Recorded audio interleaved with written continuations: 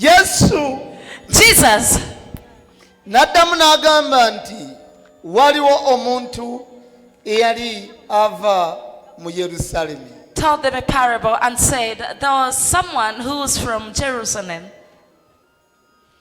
ng'aserengeta e Yeriko sloping down to Jericho n'agwa mu batemu and fell into murderers. ne bamwambula They took his belongings ne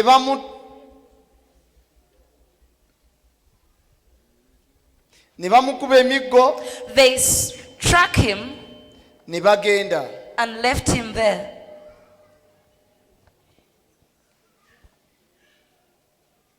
ne bamuleka ng'abulako katono okufa.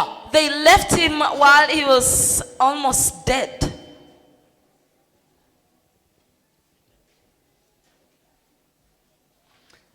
Awo kabona yali nga aserengetera mu kkubo eryo While the priest was also taking that route, nga tamanyiridde ng'ekkubo talimanyi, while he was not well versed with the way,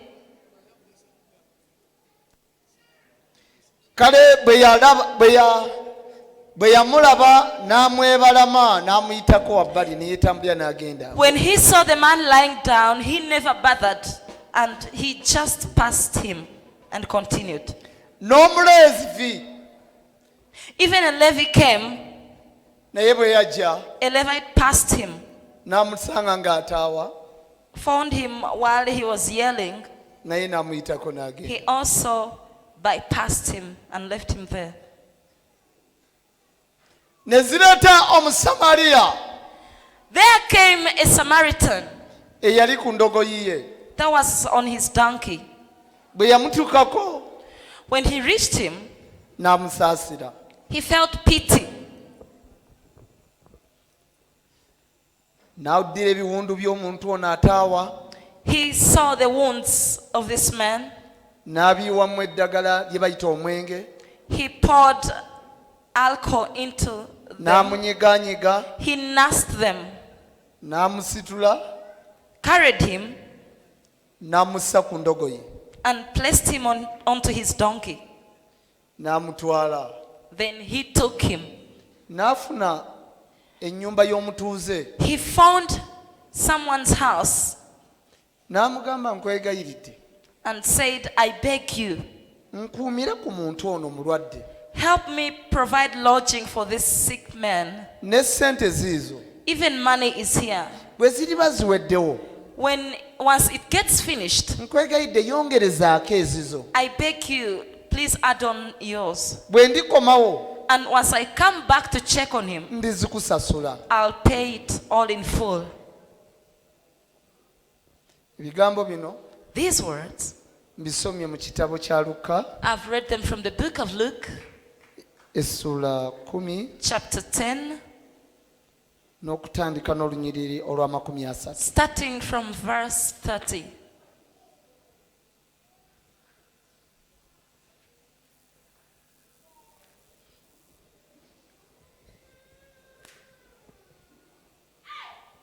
Kyokera muno mugambe nti abatemu baakuba oli.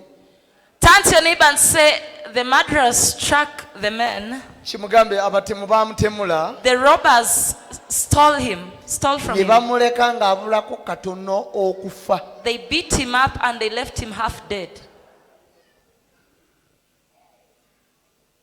Kyokera muno mugambe nti ng'abulako katono okufa. Tell your neighbor he was just almost dying. Ekigendererwa eky'abatemu bano kyali ki? What do you think was the intention of his robbers? Kyali kumukuba bamuleke ng'abulako katono okufa? Was it to beat him and they leave him half dead? Oba kyali kyakumuttira ddala? Or to kill him totally? Amen. Amina. Mukama mulungi. God is very good all the time.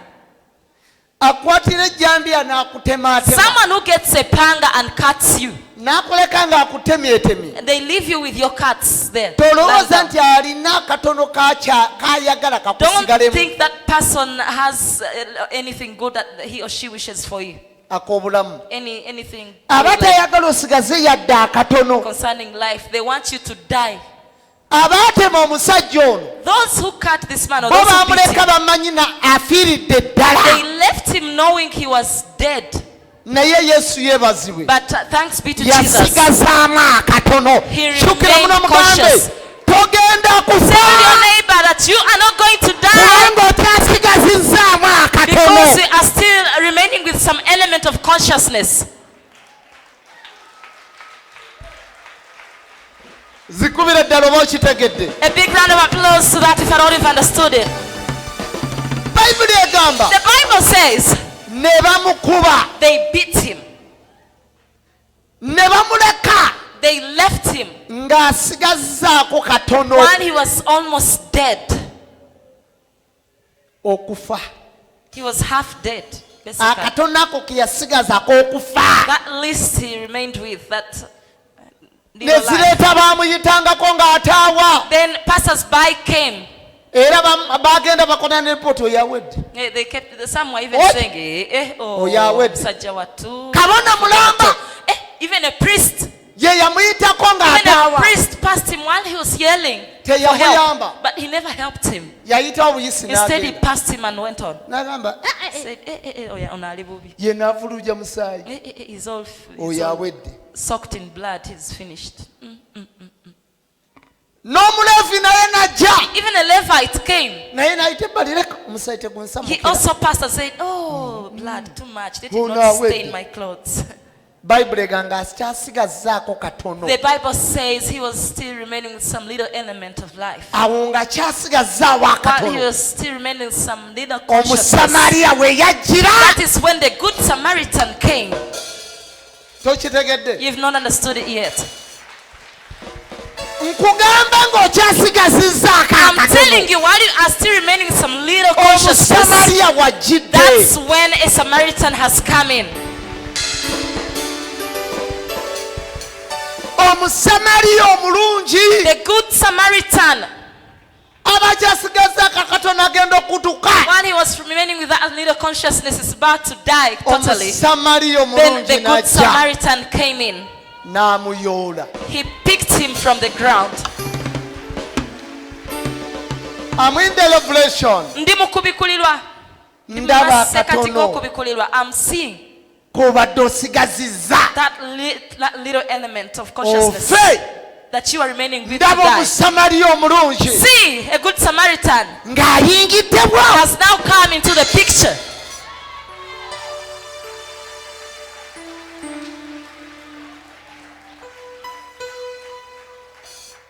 Osobola kubeerawo You can be there. n'otunuulira embeera gy'olimu You look at your condition. You analyze your condition. n'olaba nti kati waliwo omuntu andaba kati we twogerera For example, there's someone watching me right now speak.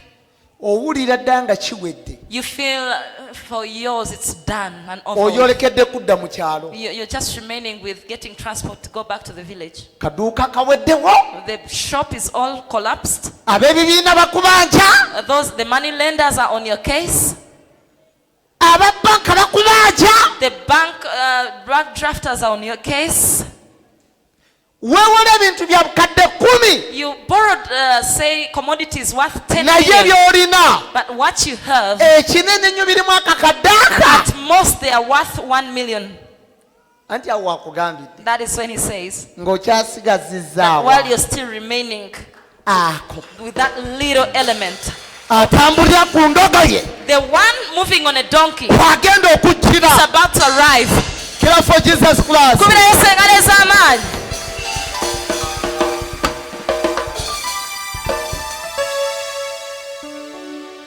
nalwawo I took long okutegeera olugero lw'endogoyi to learn the parable W'Omusamaliya of omulungi the oyo. good Samaritan. eyajjira ku ndogoyi The one who came on a donkey n'asanga eyagwa mu batemu and found someone who had been attacked by robbers or N'amununula. murderers and saved him. omusamaliya omulungi Now ono this good Samaritan eyajjira ku ndogoyi that came on a donkey, yesu gwe yali ayogerako that one that Jesus was referring to, yali ani who was he or she? ate tugenda okulaba Yesu kennyini And then by the time we realize, we see Jesus asabye endogoyi has asked for a donkey, agituddeko is sitting on it, agigendeddeko e is Yerusaalemi. riding it to Jerusalem.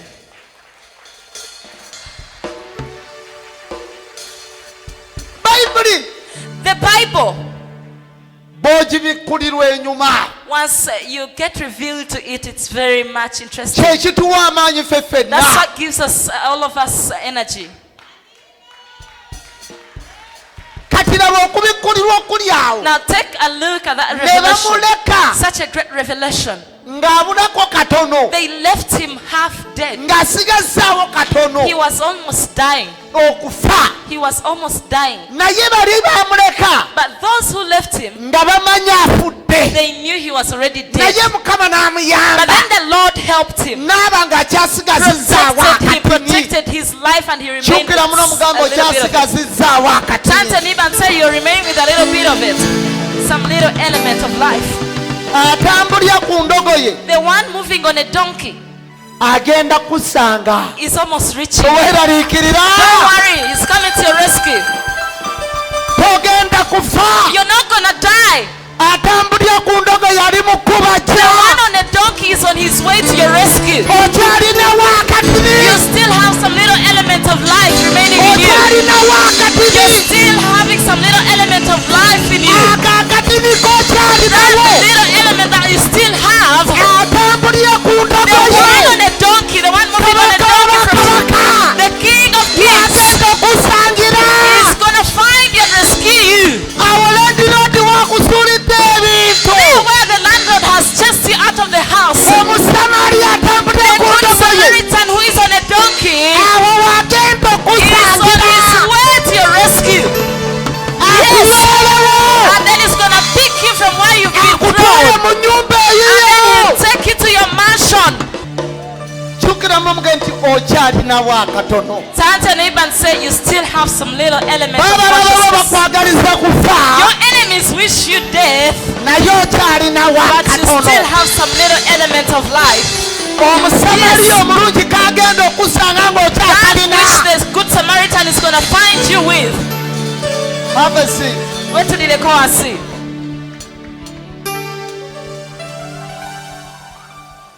That's why you have to thank your God. Kyova olaba olina okwebazanga Mukama Katonda wo, Bw'obanga okyalinawo akatono. as long as you still have some little element remaining.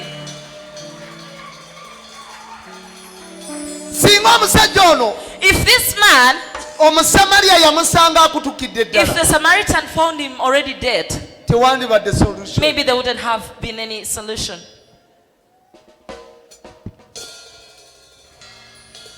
Bano bagaaya ekigendererwa kyabwe.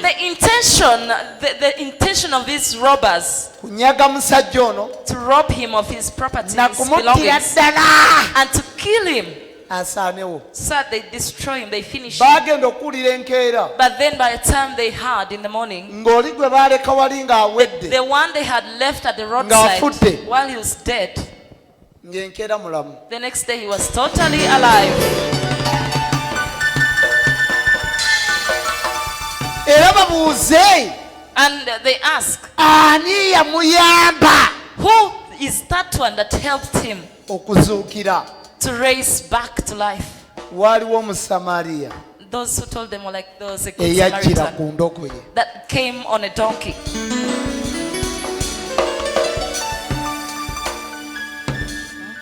Yakola atya What did he do? okomyawo omusajja nga yali agendedde ddala? What did he do to save this man, as we left him when he had already lost life? Waaliwo Omusamaliya There was a certain Samaritan. yali atambulira ku He ndogoye was on a horse mu kitundu ky'e Kawaala at some place in Kawala. gye yamusanga. That's the one that picked him. That's why he picked him from. N'amuyamba. Okyalinawo akatini. You still have some little element of life remaining in you. Kyukira muno muge nti bw'oba nga tonnafa Turn to your neighbor and say, as long as you're not yet dead, okyalinawo akatini. you still have some little element remaining. Ddamu kye mugambe wadde Tell your obulumi neighbor again, wadde obulumi bungi much as the pain is extreme, naye okyalinawo but you akati. still have some little elements in you.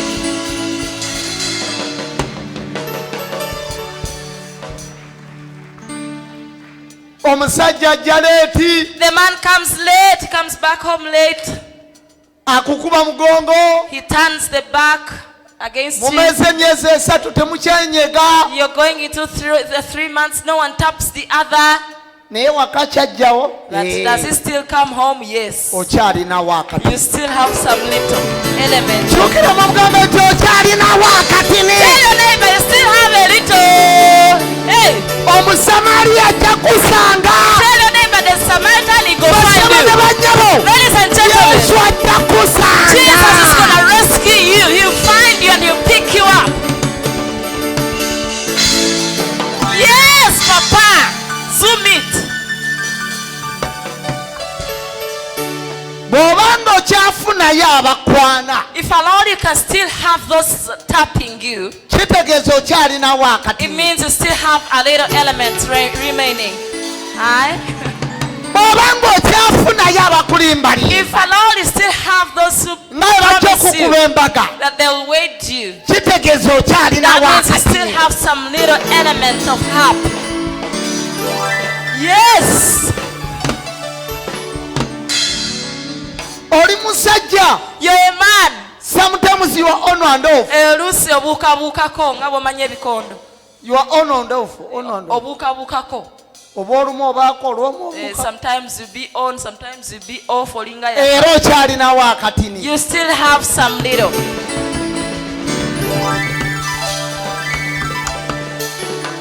Akaduuka ako Your shop or your okalaba store, nga kasebengerera, you see it collapsing. It's going down. naye era okyalinawo But you akato. still have a little. You still have that little there. Awo Omusamaliya There, that's why the good Samaritan. wagenda That is where okusangira, he's going to find you.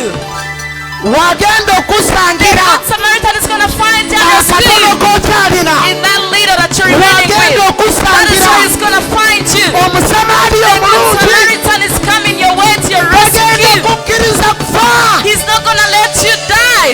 olina kuba mulamu. You have to live. Yes. Preach it, Papa.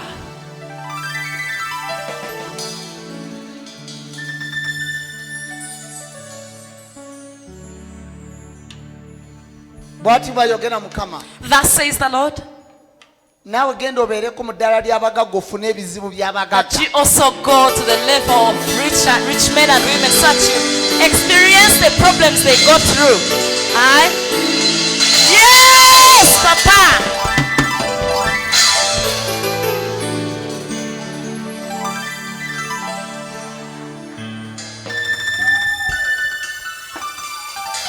Mugende mufune ebizibu by'abagagga bye bafuna. You can't get the problems of rich men and women, the problems they go through. Yeah.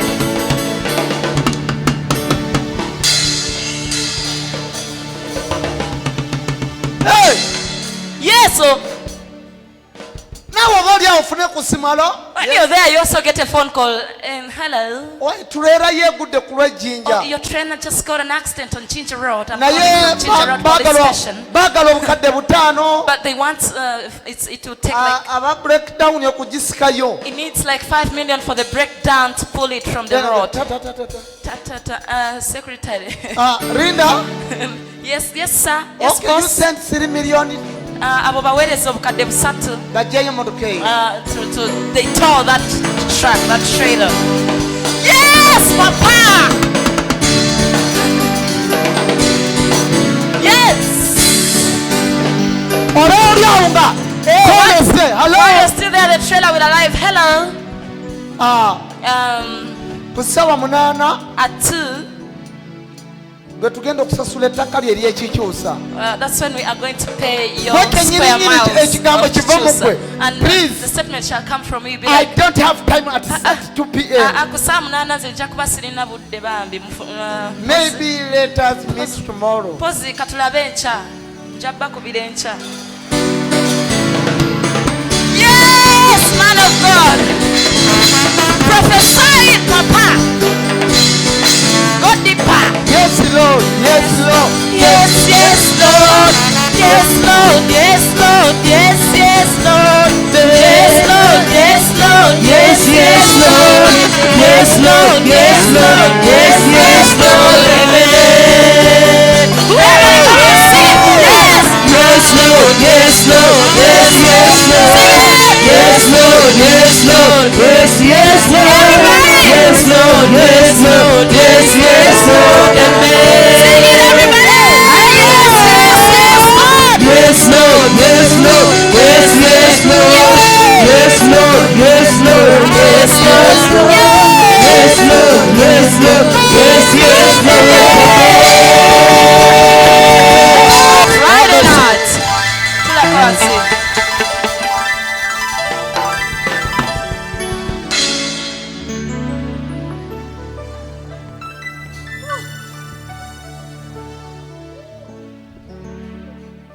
Jesus is on your side. Yesu wali ku ludda lwo.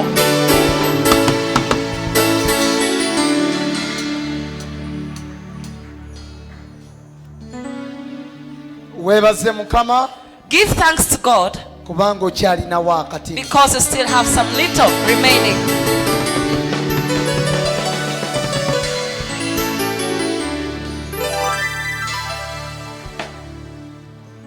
Okupangisa kibi nnyo It's very bad to rent, naye weebaze Mukama but you give thanks to the Lord kubanga era okyalinamu because akatetenkanya you still have some capacity to arrange, n'ofuna ezyalandiro. to manage to get rent.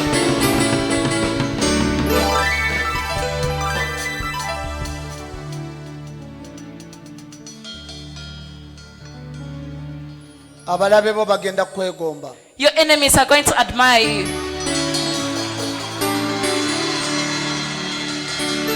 Bw'oba oli musajja If you're a man oli ku TV and you're on TV watching, oba oli wano Facebook ludda or wa you're here physically, or you're watching on Facebook, or wherever you are in your njagala shopping, Mukama akuwa obugagga I want God to make you rich, to give you riches, obukuviirako okuzaala n'abaana b'otazaala. to give you wealth that will end up making you have kids that are not your biological kids. Njagala otuuka ku ddaala I want you to reach a level nga buli mukazi aba yeegomba okuzaalamu omwana. whereby every woman will be wishing to have a baby with you.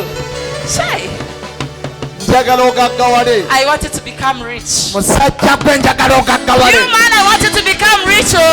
Mukazi gwe You njagala woman, I ogaggawale. want you to become very rich. Oh. Shay.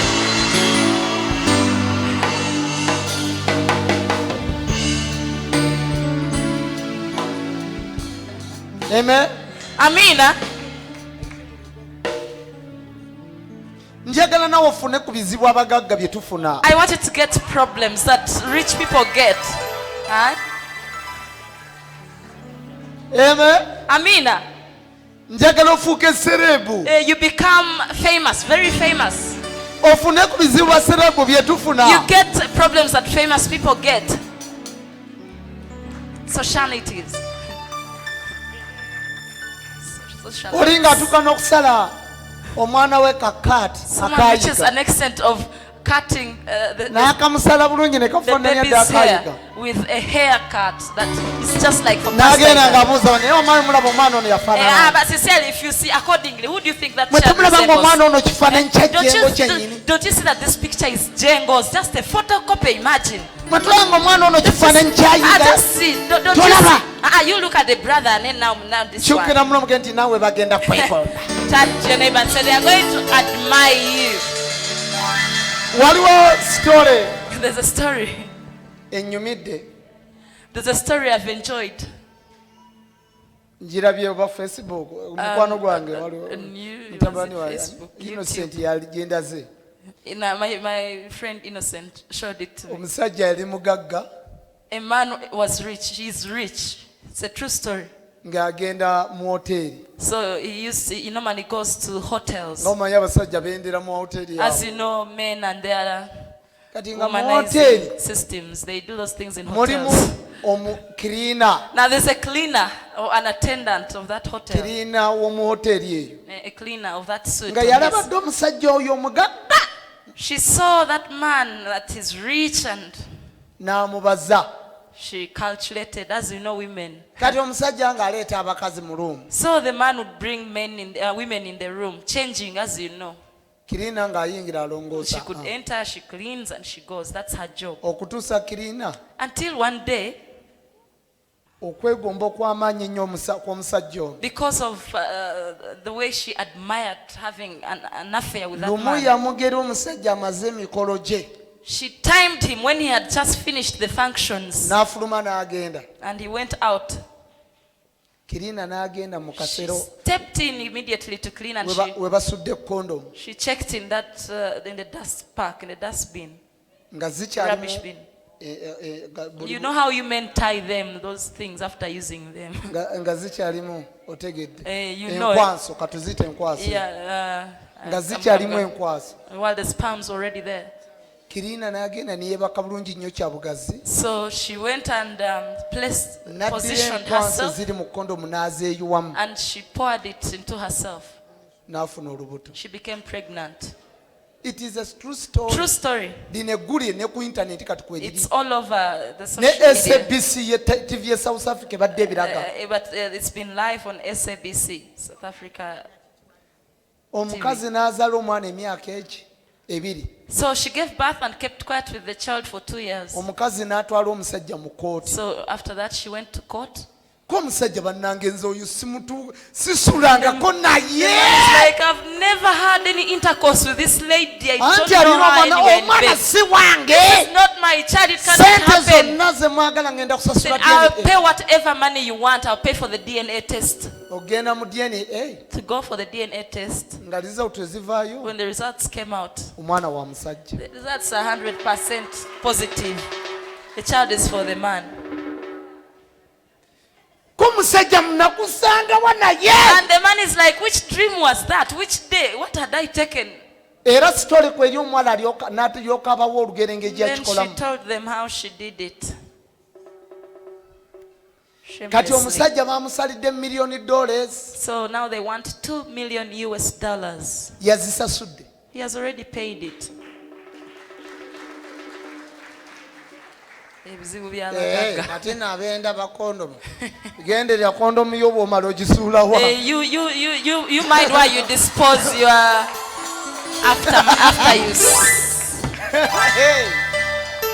kankubuulire kirina wa mu hoteri asobola okufuukira ekizibu Let me tell you, a hotel cleaner can become a agikwate problem. w'ogisudde She can pick it from where you've dumped it in that n'asooka bucket. yeesiigako mu bitundu bye ebyekyama First does it accordingly. n'enkwasa entono esigaddewo n'agiyiwa katambaala She uses even the n'agenda remains n'akuggulako omusango nga accordingly. wamurepinzi And she can even go and say you raped her. immediately Amangu ddala. bagenda okukebera testing By the ddala time they test- enkwaso ye muliko emulimu Yes, your sperms be on her, so no excuse. bagenda okutesitinga akatambaala So by the time they test nga n'enkwasa ekalimu yiyo they find it's your.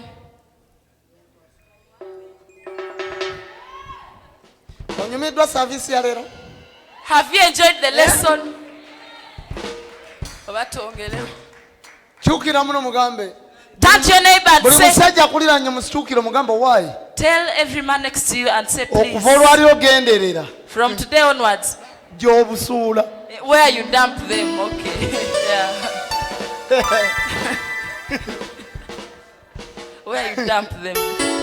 genderera gy'obusuula mwana wange Be careful where you dump them after use. olabye ekyatuuse ku musajja You ono saw what happened to this man.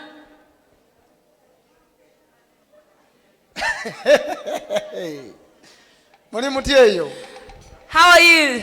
gye muli bulungi Are you there? Are you all right? kubira yesu engalo Clap ez'amaanyi for Jesus, everybody.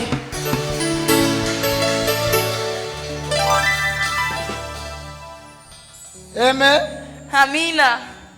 waliwo omukwano gwange yaŋŋamba nti A friend of mine told me nti that ffe tuva mu byobwenzi when we come Yeah. from those things, omukazi simukkiriza kufuluma nga tanaabye when we are from cheating, we don't allow a woman to go out. nti lwaki For what? I say why? bw'omuleka Hey, luba hey, ofuluma naggukira ku hey, poliisi if you leave her to go, what if she goes directly to the police station?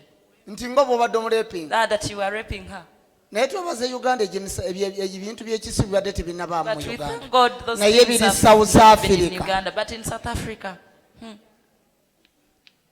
Abasajja mu abenzi gendo You yendere men, South you Africa. womanizers, go to SA, you'll see, you'll learn your story.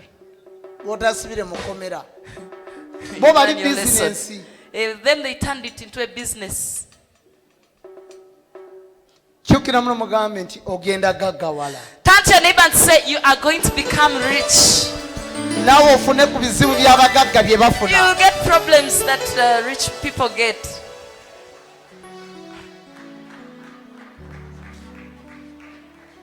Mbasabira I pray for you. njagala ekizibu. I want a problem. Buli kizibu ekinaakujjira Every problem that comes your way, bwe kinaaba nga kya bukadde butaano if it's worth 5 million, njagala kikusange ng'olina I miliyoni want it to 10. find you with 100 million. Ebizibu tetusobola byewala. We cannot avoid problems, shortcomings. Ebizibu byo birina okujja. They always have to be there. Naye enjawulo gy'ogenda okuba nayo But the difference you're going to have is nga buli ekikujjira whatever comes your way, olina obusobozi you have the obukikakkanya. capacity to fit its expense.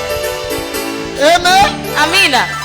Ng'olina obusobozi obukole batya? You'll be having the capacity to fit Oh, its bukikakkanya. expense. Yes. You're going to be like a pasayiga. Ogenda kubeera nga musumbayiga wekawala. Pasayiga. Ebizibu bimujjira. Problems attack him, Naye asigala ayimiridde. but he remains standing still. Yes.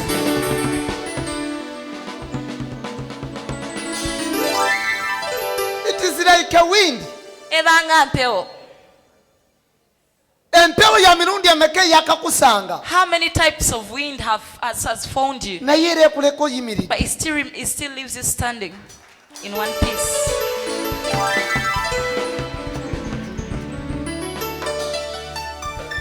Buli ekinaakujjiranga Whatever attacks you, ojja kuba olina obusobozi you'll be obukikakkanya. having the capacity of bringing it down. Yes. Ekizibu kya bukadde 10 kigenda okujja. By the time a problem of 100 million Ku comes, akawunti yo olinako I want it biliyoni. to find while you have a kawumbi on your account.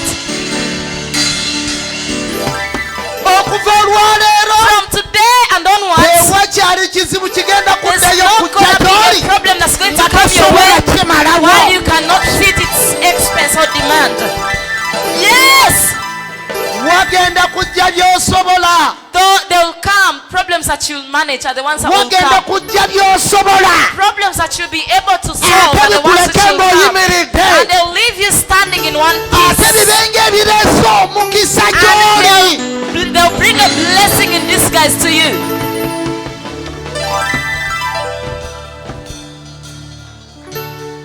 Waliwo ebijja ne bibanga ebireese omukisa There are gy'oli. things that come, yet they've brought blessings to you. Ne in bijja naye nga actual bireese sense. mukisa. They come while they've brought a blessing to you. Nengera ekizibu ky'ogenda okufuna. I see a problem that you're about to get.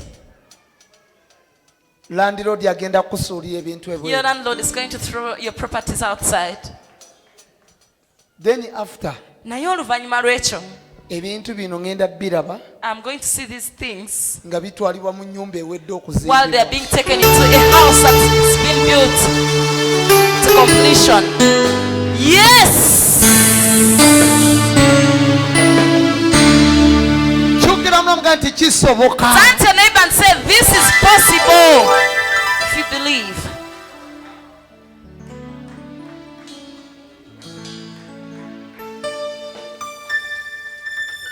Haleluya. Amina.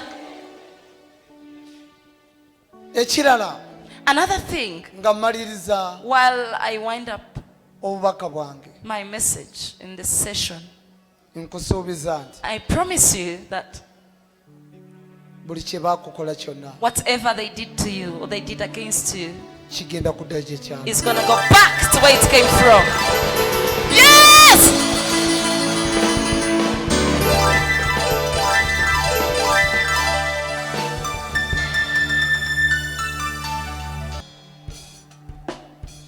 Let God change your life. Mukama kakyusa obulamu bwo okubalooze mu kifo kino.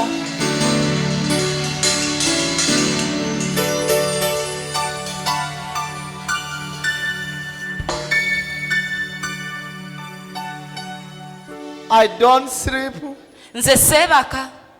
Every night I'm moving everywhere. Buli kiro mba ntambula okwalibadde ng'okuwumulamu nze mba ntambula nga nambula abantu bange.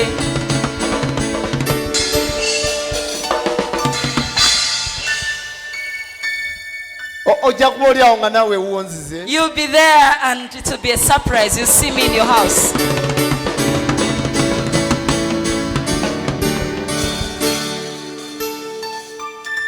Ojja kuba oli awo. You'll be there one day ng'olaba essimu gy'otamanyi. and you receive an anonymous call. I will surprise you. Nja kwewuunyisa.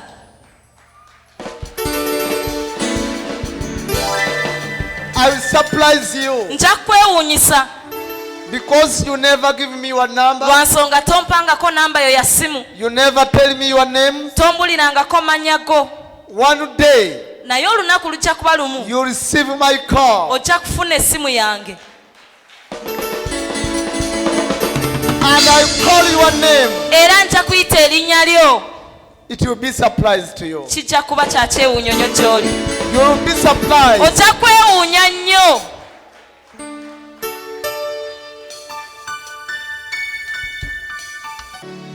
Ate ne Mukama Even the Lord yakwagala. loved you.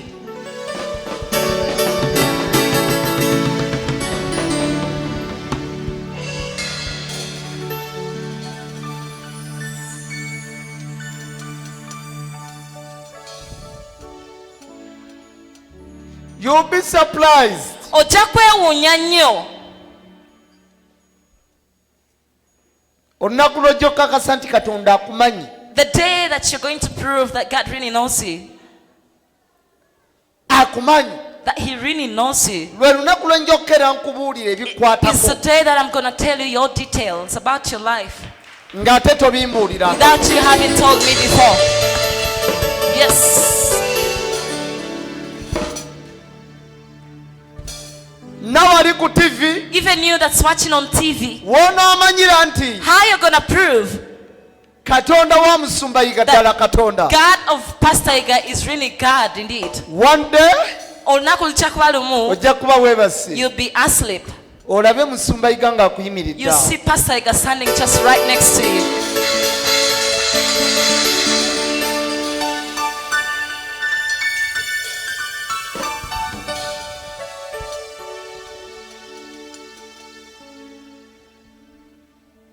Ekirooto ekyo kijja kujja. That dream, that vision will come. Osooka owalaze emputtu. Then you'll try to be stubborn. Ogambe nze sikkiriza musajja omufere And you'll be oyo. like, I can't believe in that man who's a dupe. Nze simukkiriza. I don't believe in him. Naye buli lw'oneebakanga bw'oti. But whenever you sleep or whenever you lie down, Ng'olaba pasita ye. you'll see Pastor Iga standing next to you. I will come Nzija in your dream. mu birooto byo.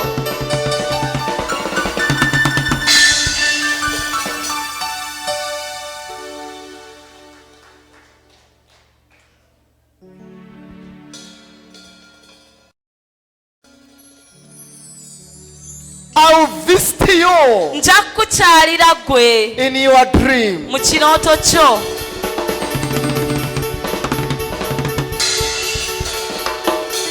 You will see me physically. Era ojja kundaba, ojja In your kundaba dream. maaso ku maaso mu kirooto kyo.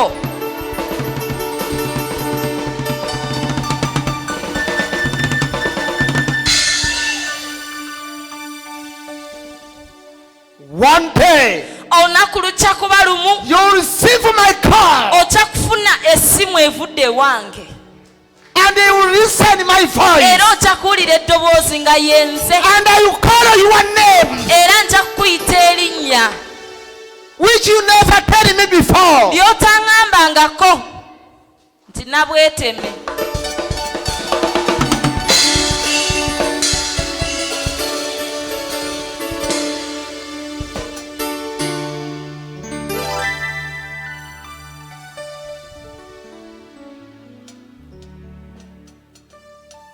Katonda God yakumanya knew you ng'okyali mu lubuto lwa maama. before you knew yourself, before you came out of your mother's womb.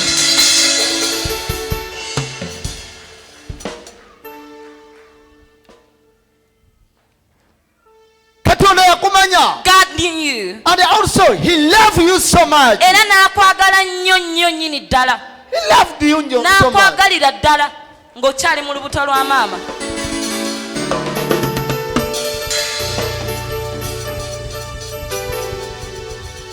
How many accidents? Bubenje bwa mirundi emeka that you've come surviving. Yes, you are sick. Kituufu. Right, you have pain. Oyinza okuba ng'okyali mu bulumi. You are a poor man or poor woman. Nti oli mukazi mwavu oba oli musajja mwavu. Naye ekyo omulabewo si kyayagala. But that's not what your enemy wants for you. No. Obulumi bw'olina. That little pain that you call pain. That you're moving through. That you move, you limp. Even if you limp, that's not what your enemy wants. Your enemy wants you dead, totally dead. That's why you must thank your God. Because he's still protecting you.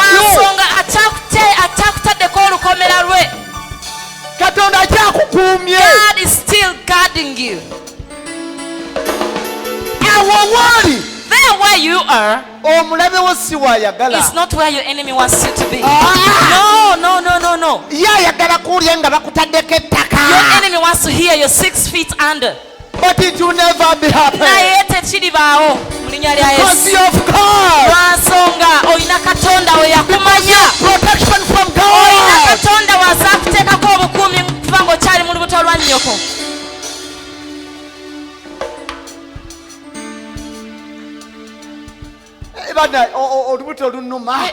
The stomach is paining. Mama. The labor pains. Then when you reach somewhere, you feel you've lost all energy. From the time I went there, I don't see any difference. No difference. You think that level you're at, you think your enemy is happy with it? No, your enemy wants you dead. As much as you still have some pain, you still have to believe in your God even more, because He has still protected you up to this moment. Yes!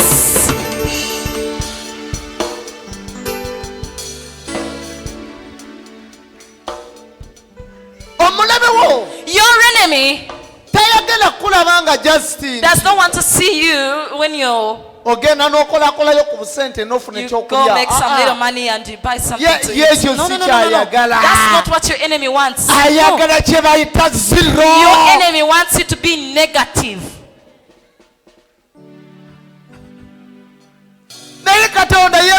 But thanks be to the Almighty God, because you can still get 20,000 Ugandan shillings. Hey. Thanks be to the Lord Almighty.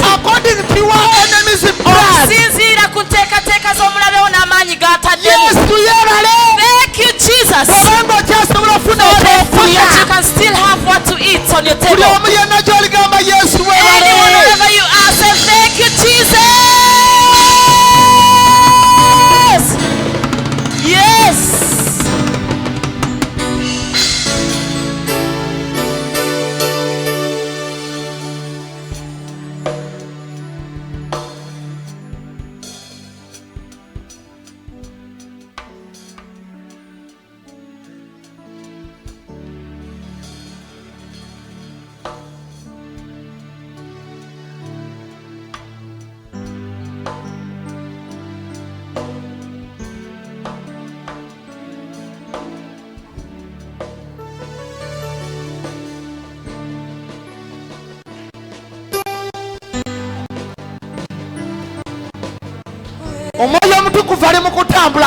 The Holy Spirit of the Lord is moving throughout our presence.